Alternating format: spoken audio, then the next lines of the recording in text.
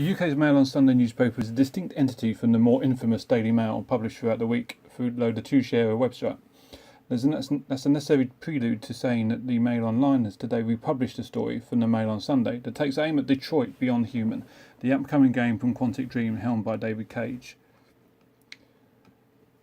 You can see from the header and the straplines, the Mail Online's approach is fairly straightforward. It presents Detroit as something that is using child abuse for the purposes of amusement and, an oft-used word in the article, fun. The Mail's journalists sought comment from various individuals, but it is abundantly clear that all of them have odd ideas about both video games and Detroit's content. Several don't even mention the game. The Mail also produced an infographic showing one way in which the scene plays out.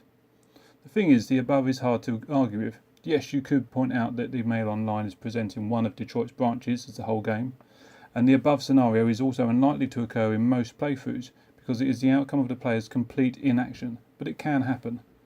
Which means that before going on to the talking heads, we have to admit to an uncomfortable truth. This Detroit trailer, first shown at the PlayStation Experience at Paris Games Week, was controversial within the games industry for many of the reasons that underlie the Mail's report. The player is not participating in domestic violence scene, but an observer.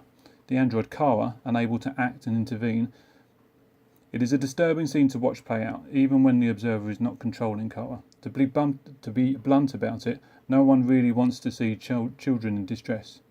Reactions within the industry showed that many people felt the same way, with some questioning whether David Cage in particular was the right kind of creator to be dealing with such a topic. Cage's own responses in an interview with Eurogamer are often less than satisfactory.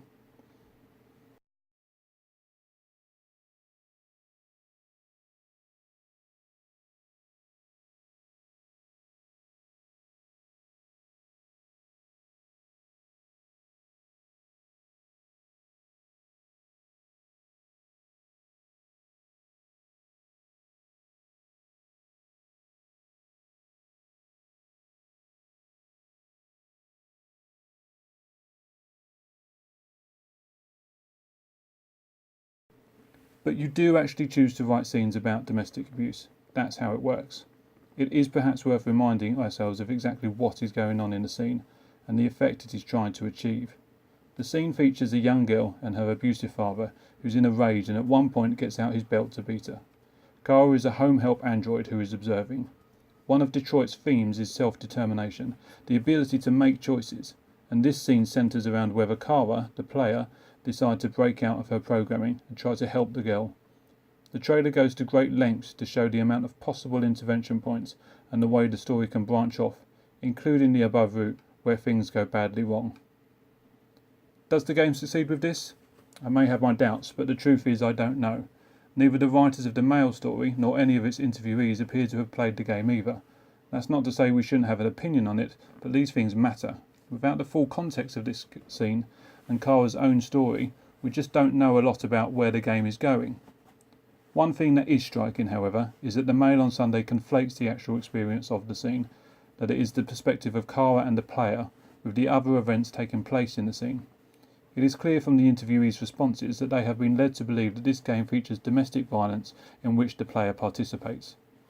The Conservative MP Damian Collins, chairman of the Culture, Media and Sports Select Committee, says this: "It is completely wrong for domestic violence to be part of a video game regardless of what the motivation is. Domestic violence is not a game and this simply trivialises it. I worry that people who play this, who themselves have suffered abuse, will use this game to shape the way in which they deal with abusers. It's dangerous to plant the seed in people's minds that the way to deal with abusers is to use violence against them. It's counterproductive and could put them in even more danger." It is amazing that someone holding Mr. Collins' position could be so ignorant and reactionary about video games. Domestic violence is not a game may sound like a clever quote, but in this context it's a misrepresentation of Detroit, which he then goes on to imply will inspire revenge attacks against abusers. It is completely wrong for domestic violence to be part of a game. Shall we ban Brookside? The idea that playing games makes you violent underlines Mr. Collins' point, but there's no evidence to show this is the case. Or that players are mindless mimics who play GTA then go and nick cars. Mr. Collins is drawing a very direct link between an unreleased video game and real abuse. That does not seem responsible. The journalist and presenter Esther Ranson offered her perspective in an offset op-ed. But I've never heard of little girls being beaten with a belt as part of a game. That, in my view, is not just savage, it's seriously damaging. Who would play such a game for fun? People who are impervious to the suffering of children. We never want anyone to believe the beating of a child to death with a belt is the stuff of entertainment. It should never be trivialised or turned into a game. I call upon Sony Interactive Entertainment to think again and withdraw this game, or at least remove this scene where a virtual child is put in life-threatening danger. If you don't, real children may suffer. Again, Ranson is not accurately describing the game. She believes that the player is an active participant in domestic abuse. What follows are extreme words from someone who clearly doesn't know much about Detroit beyond what the journalists interviewing her have told her. Ranson's suggestion that anyone interested in this game is impervious to the suffering of children is outrageous. You may as well say that this about anyone who reads Lolita or watches Don't Look Now. Her call for Sony to withdraw the game is an embarrassment. Child abuse is not a joke, or something to be treated frivolously, but it doesn't seem to me that this is what Detroit is doing. Ranson's ultimate position is that child abuse should be a taboo topic for the most important entertainment medium of our age, which from the founder of Childline seems mind-boggling. There's an unspoken double standard underpinning such people's opinions, which is that video games cannot contain serious topics. That's what they all boil down to saying, before the inevitable half-disguised cries for censorship. The article's authors have done poor research, including misrepresenting the hot coffee scandal as something worse.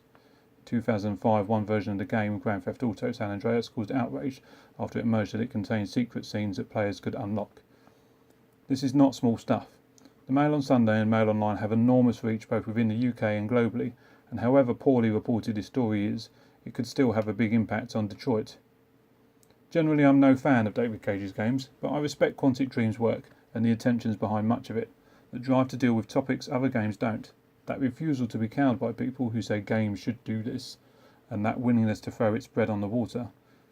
Both domestic violence and child abuse are the kind of topics that require a special level of care and consideration before being incorporated into any work. It could be argued that this Detroit trailer, in some respects, failed that test. Perhaps it's as simple as using this scene in a marketing trailer rather than leaving it to be discovered by the game's players. If there is a failing on Quantic Dream's part, and that remains to be seen, it will be a failing of nuance and context. But there is a far more obvious failure here on the part of the Mail on Sunday and its talking heads, who are calling for the censorship of a medium they don't like or understand, and are misrepresenting the subject to do so. It's perfectly legitimate to call out Detroit, but if you think banning certain topics from video games will solve anything, the only ignorance on show is your own.